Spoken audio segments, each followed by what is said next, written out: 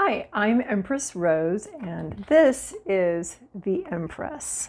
So, the Empress on our Kabbalah Tree of Life here is right up here, right in between these two dots.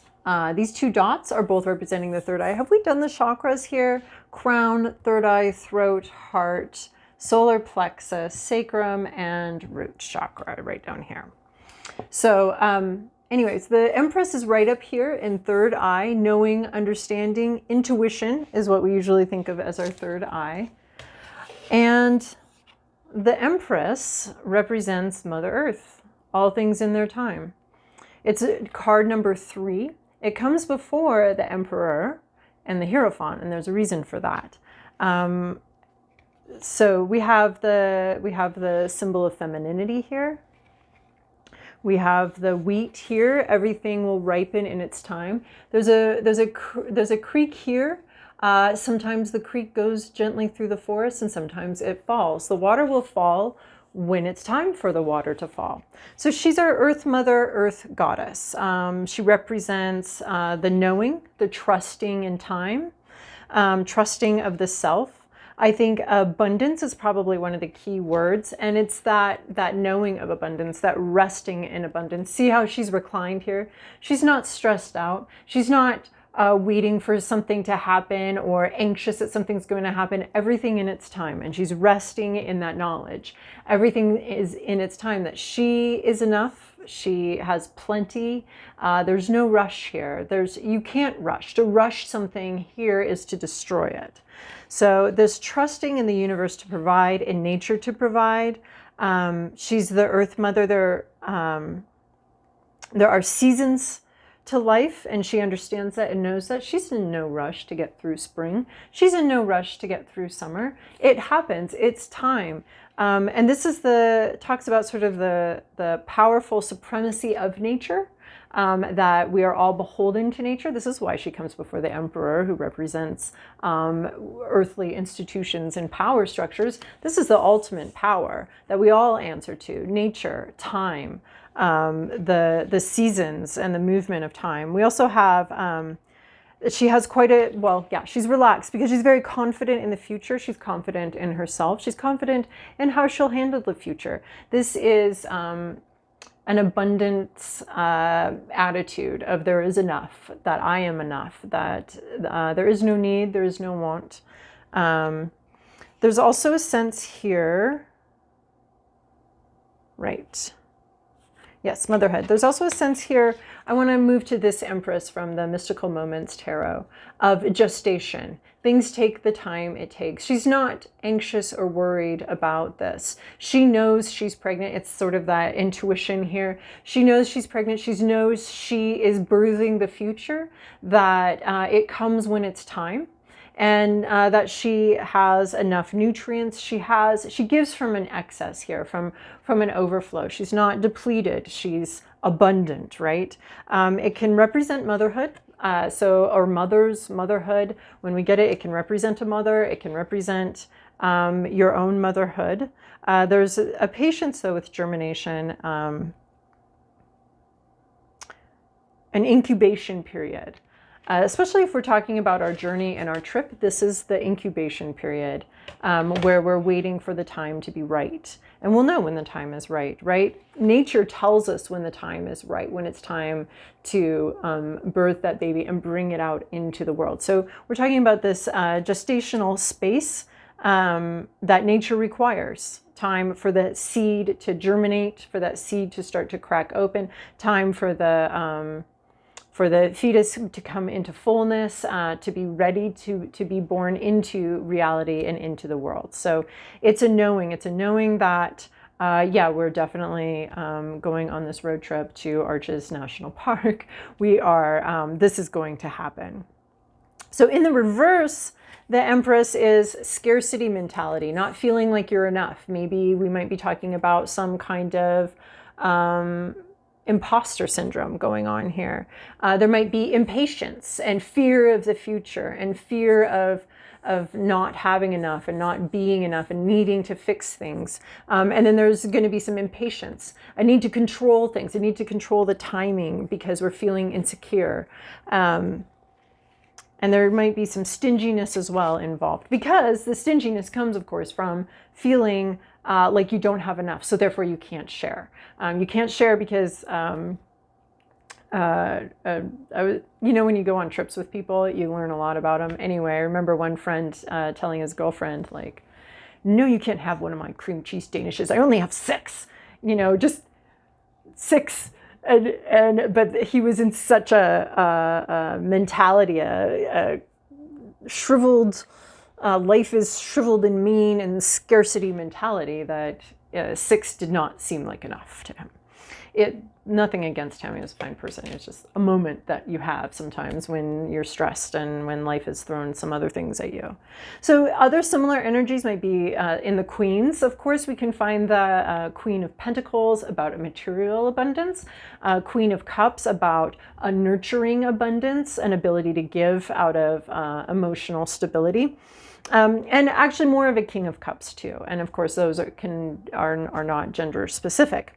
So here we have this Empress. This Empress really talks to me about the laws of nature, the rules of life, the laws of nature, and being subject to even greater laws than just the nature of our planet, you know, the weather and the oceans and all of that, you know. But the physics too, part of nature, and just the creation and creating worlds, and having just an abundance to create worlds and new life, and doing that from a heart-centered source, doing that from out of love and out of a radiance, and not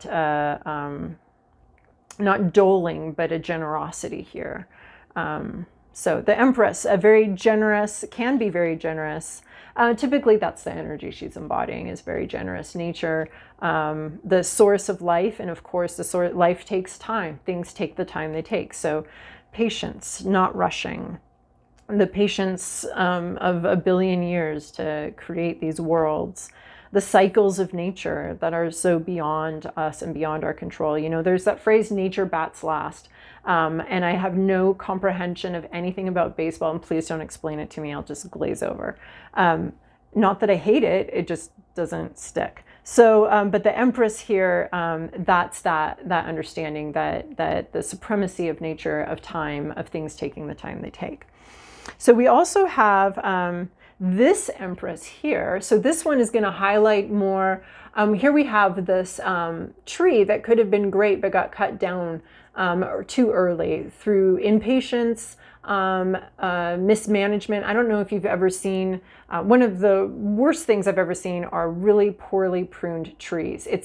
I have a sense of humiliation on behalf of the tree, of how could they do that? How it's a need to control nature, to get that tree to be this specific shape, and they're all going to be the exact same shape, and there's going to be no variation because we have to control nature. And to me, that's what those really bad, horrible butcher jobs mean. So this here we have what I feel like is a symbol of that terrible pruning and that need to control nature, and the need to make something happen in the time you want it to happen and not in nature's timing. So we have that symbol here, this cut down tree. And we also have this, like, it's going to be revealed when it's going to be revealed. Things will happen in the time that they happen. And this is the right of nature. She sits on her throne, very comfortable, very secure, and she has her ways. And things take the time they take.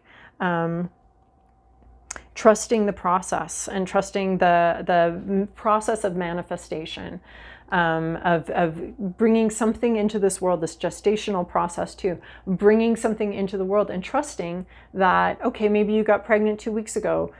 You don't even want, you may be impatient in your mind, but I can guarantee you don't want to give birth to that in a month. You want it to take the time that it takes, even though you feel impatient. So this Empress from the Apparition deck, again, very symbolic.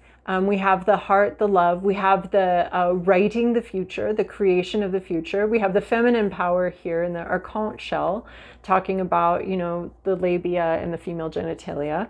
And then we have the seeing with our third eye, basically, and this unfolding, watching something unfold, and being a driver of that, not a driver of like whip go, but like being a co-creator with that. And it's going to take the time it takes. So the Empress has a lot of patience to it, a lot of ideas about seasonality and things coming to fullness and fruition when they're damn well ready. This Empress, again, guardian over the future here. We have the future, and here she is guarding it, watching over it, letting it gestate, letting it rest, letting it do what it needs to do, right? Babies need to sleep a lot because they've been through a lot, and they need to sleep. And we also, humans only grow when they're sleeping. So watching over this growth and watching over this and protecting it, protecting the growth for the future. So some people will ship the Empress and the Emperor, but I think that can happen if the Emperor is understanding its place. When the Emperor wants to control, right, Emperor is going to be about power. So we get this situation, an over control, trying to control nature rather than allowing it to do its thing, thinking that you can control nature. The Emperor and Empress work when the Emperor is protecting, when the institutions and the power protects the natural order of things, the natural processes, and the natural protects the future, right? So this Empress here is protecting the future here, and then the Emperor would be great if the Emperor could also protect this Empress here and assist in that. The Emperor goes awry when it starts to control or devalue the Empress. There's a reason why the Empress is number 3 and the Emperor is number 4. So I ship them, but the Emperor has to be in a particular space, in a space of honoring the feminine, honoring the new life. It also reminds me of a story I read about a tribe that had been infected with some sort of horrible virus of patriarchy. And so they had hit a famine, and they were feeding their warriors only.